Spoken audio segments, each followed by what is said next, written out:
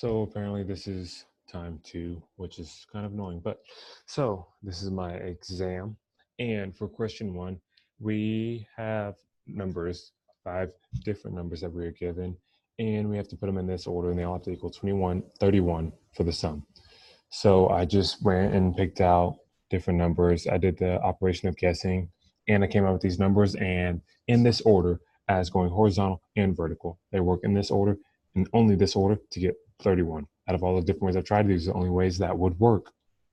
So, and I want you to put them in different orders. So since they would only work in these orders, with 8 has to be in the middle, okay?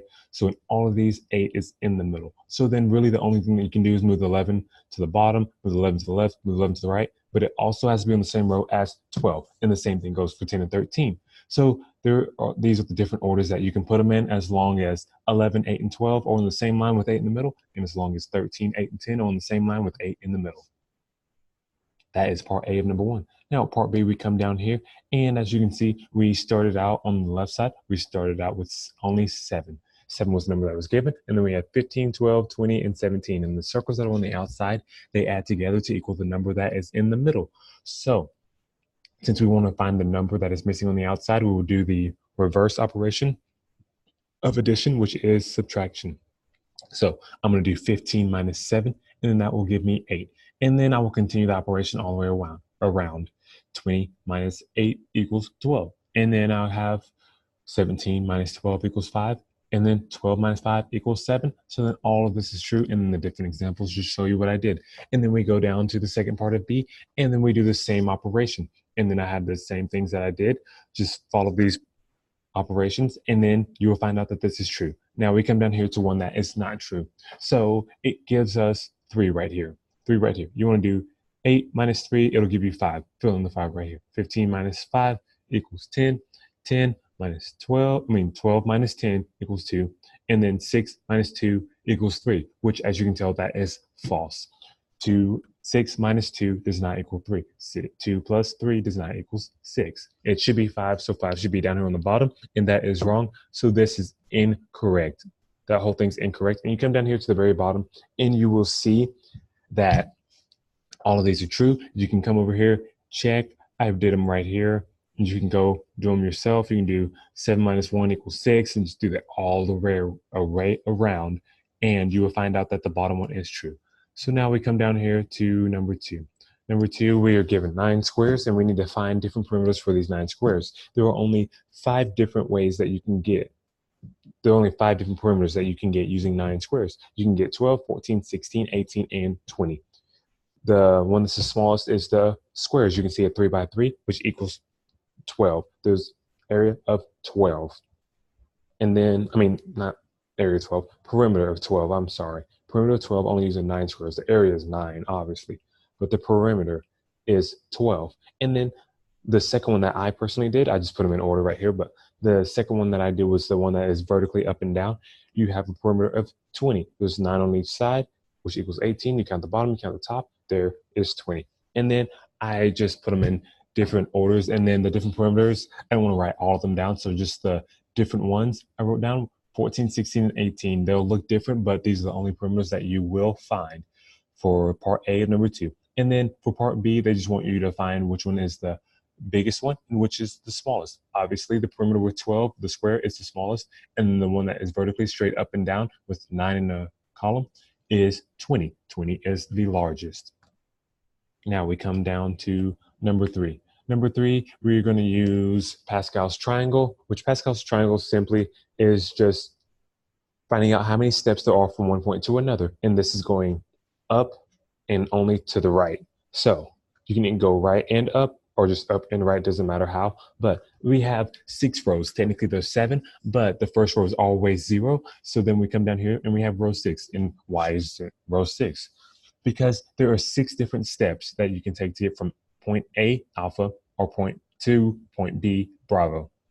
So as you can see, we go up 1 to the right 1, up 1 to the right 1, up 1 to the right 1.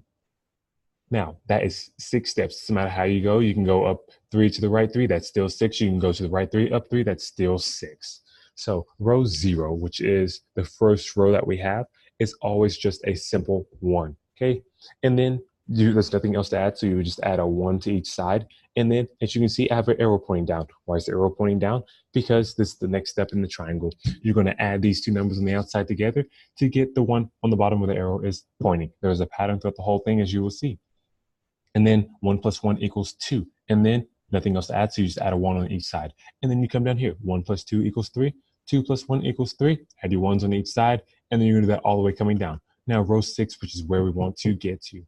We have 1 plus 5 equals 6. 5 plus 10 equals 15. 10 plus 10 equals 20. 10 plus 5 equals 15. 5 plus 1 equals 6. And you add your 1s on each side. Now, since we're on the bottom, the one number in the middle, the biggest number is 20. And there are 20 different possibilities when you go up and to the right to get from point A to point B. 20 different possibilities. And we use Pascal's triangle to get this answer. Now we want to come down to point B, which gives you a different diagram. And you simply kind of want to do the same thing, but not Pascal's triangle, because this one gives you arrows. So it's a totally different scenario. Now, there are only 4 different possible ways to get from point C, Charlie, to point E, Echo. Now, as you can see the arrows I drew, you can go from C to A, and I drew all these right here. It's showing you which direction to go from. You can go from point C to A, but you can't go from A to E because there's an arrow pointing to the left. So you obviously can't go right when the arrow's not pointing that way. The arrow points down. So we're going to go down to B, Bravo, and then over to E, Echo. And that's C-A-B-E. And then you just follow these and follow the arrows, and it will show you exactly where to go. And there are only 4 different possible ways to get from point C, Charlie, to point E, Echo. Now we come down here to problem number 4. Problem number 4 is, honestly, it's pretty simple. I did it this way, but there's a lot easier way that you can do that I found out after. We do not have the information of 15 and 10. I just filled that in for the answer. 10 and 15 are blank in this scenario. And then we have X and 7 and 3 on the very bottom, and we're trying to get to 15. Now, since we have 7 and 3 right here, we can go ahead and fill this in because these two right here will fill in right here. If you add X and 7 together, you will get the middle left. And if you add 7 and 3 together, you get the middle right. So 7 plus 3 equals 10. And then these two numbers added together, which we'll just fill this in with like Y. So then Y plus 10 equals 25. So then you don't know what Y is. So we'll do 25 minus 10. 25 minus 10 equals Y.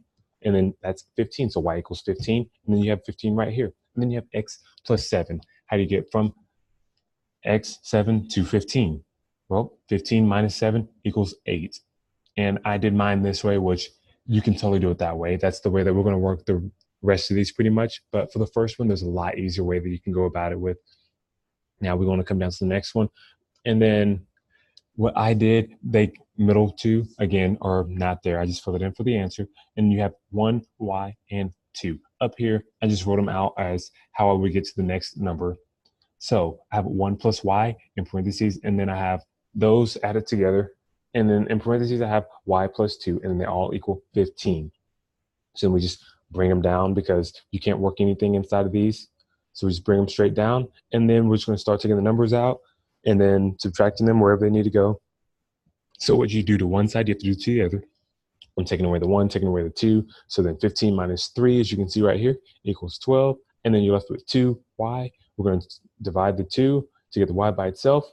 12 divided by 2 equals 6. Y equals 6. We want to fill it in right here. 1 plus 6 equals 7, as you can see. 6 plus 2 equals 8. 7 plus 8 equals 15.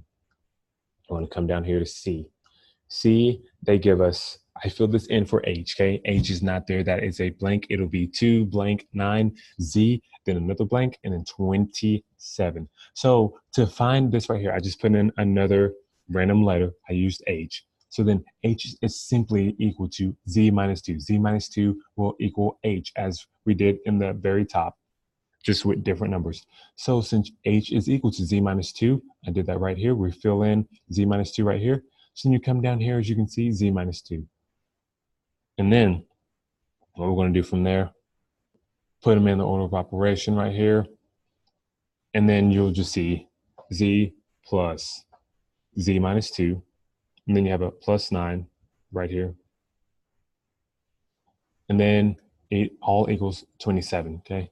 And then you have 2 Z's right here because you're going to subtract the 9. Boom, equals 18. So you're left with Z, and then minus 2. And you're going to add the 2 to get the 2 out of there.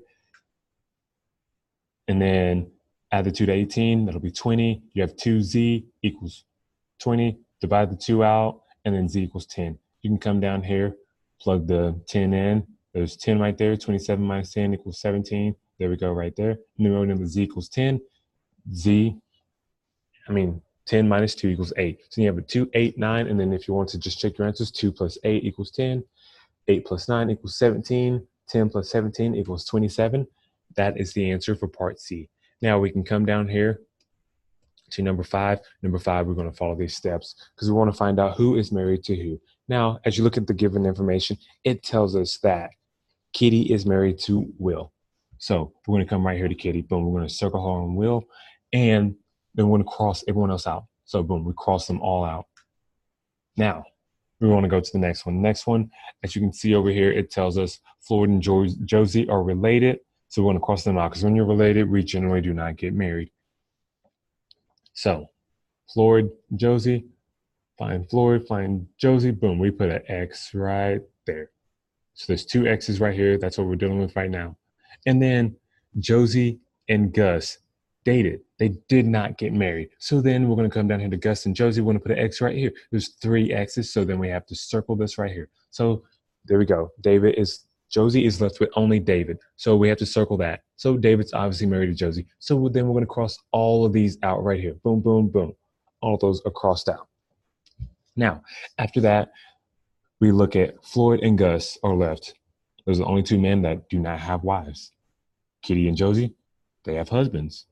So Ann's husband is an only child. Floyd has a sister. So since Ann's husband is an only child and Floyd has a sister, Floyd cannot be married to Ann. So that leaves Gus married to Ann. Boom, we circle that right there, cross him out for all the other ladies because she's taken, cross Ann out for these other men, which really we're only crossing out for Floyd because Floyd's the only one left to cross out. And then that leaves Sarah. Sarah's the only lady that is not married. Floyd's the only man that is not married. So that puts Floyd and Sarah together. And then that's how you find out who is married to who. You just simply follow the steps, and it's a process of elimination. And we want to come down here to number 6. Number 6, part A just wants us to create a dot pattern representation of a trapezoidal number. That is it. So then when you have 1 times 3, it's simply just saying you want to put 1 there. We have 1, like when you write it out, you have 3 ones. Okay, 1 row, 3 times. Okay. And then the first number, as in what I realized, the first number will always be written out 3 times. And then as you see later on, there's a pattern. The first number, you just add 2 to it, and then that'll give you the second number, okay? So the first number right here is 2. You want that written out 3 times. So then there's 3, and then you want to just add a number smaller onto the very end. Right there, boom. And then you want to come over here. And I just drew out the dot patterns right here. But as I write it out, you have 3, and you always want to add 2 to get to the next number. So 3 by 5, okay? And you come down here, 3, since that's the first number, we want it written down 3 times. 3, and you want to come over here to the left, -1, put that number there. And then we're not at the end because there's a number less than 2, which is 1. So you can come over here, and then you can put a 1. And then as you draw it out, you'll see the pattern. You have a 1, and then you have a 2, and then you have 3 threes in the middle, and then you have a 2, and then a 1. That's simply how you do it. It's just a pyramid going up. That is it. And then for part B wants you to really just notice the pattern as I said. And I put them into a square because it's a 2 by 4. This is how we get the 1 by 3, 2 by 4, 3 by 5. This one will make more sense. As you see right here, this is just a regular trapezoid, if you imagine it as a trapezoid. And then I moved it into a square. These extra dots on the end, just to make it a square, you can take the dot on the far left or on the far right, and you just move it on top of the other one. And then you have 2 rows, 4 columns. This one is a 2 by 4 right there. I wrote it out. And then this one right here, which is the same as up here, you can take this dot on the far left, move it up here. It's the same height as the middle ones. Move this dot on the far right, up here, boom. Same as those. And then you have a 3 by 5. That is what that one is, a 3 by 5, okay? And over here, I forgot to put the extra row. That's why it probably won't make any sense, but you have to imagine the extra row over here because you have 3 right here. And then as you move this one up here, and this one right there, up here, there will be 1, 2, 3, 4, 5. 3 rows, 5 columns. I'm sorry about that. Now, you want to come down to number C. Number C is just using inductive reasoning. Somewhat general formula gives the nth trapezoidal number, okay? So you have an n right here, just we don't know what n is. N can be any number. So then you have the times, which is pretty much when you want to like make a square, you know what a 2x4 is, it'll be like 20 by 20 or something like that. These will always be separated by 2. So then you have the first number, which in this case, we're going to use 7 as in 7. And then right here, we're going to fill in 7 plus 2 equals 9. So then you have a 7 times 9, as it looks right here, 7 times 9. But this will be read as 7 by 9, which is for a rectangle. It's 7 by 9. And that is the end of my exam explanation. Thank you very much for watching.